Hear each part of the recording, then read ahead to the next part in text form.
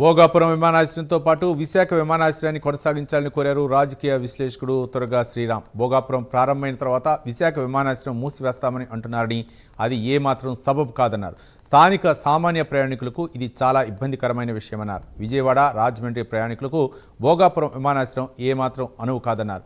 విశాఖ నుంచి భోగాపురం వెళ్లకుండా విశాఖ నుంచే వెళ్లేలా చూడాలని కేంద్ర రాష్ట్ర ప్రభుత్వాలకు రామ్మోహన్ నాయుడుకి తురగా శ్రీరామ్ విజ్ఞప్తి చేశారు. ఈరోజు ఢిల్లీలో 3వ విమానాశ్రయాన్ని ప్రారంభించడం జరిగింది. ఈ సందర్భంగా కేంద్ర ప్రభుత్వానికి అలాగే విమానయాన శాఖ మంత్రి కింజరాపు రామ్మోహన్ నాయుడు గారికి అభినందనలు.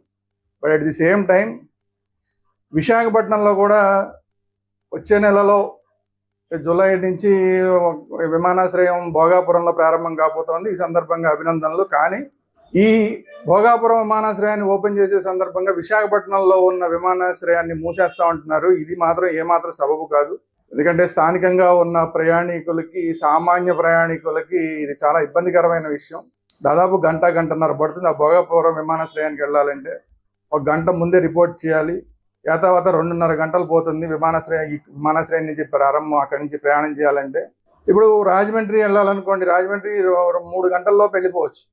ఇక్కడి నుంచి వెళ్ళడానికే భోగాపురం విమానాశ్రయానికి 2.5 గంటలు మొత్తం పడితే 1 గంటన్నర ప్రయాణము, 1 గంట ముందు వెళ్ళాలి. మొత్తం 2.5 గంటలు పట్టి మళ్ళీ అక్కడి నుంచి ఇంకో గంట రాజమండ్రి వెళ్ళడానికి పడితే 3.5 గంటలు పైన పడుతుంటే, దానికన్నా కారులో కానీ, బస్సులో కానీ, ఈవెన్ ట్రైన్లో కానీ వెళ్ళినా కూడా అదే టైంకి వెళ్ళిపోతాం. చాలా తక్కువ టైంలో వెళ్ళిపోతాం.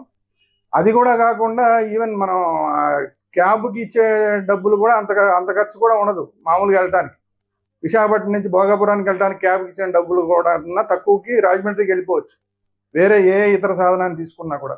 ఈరోజు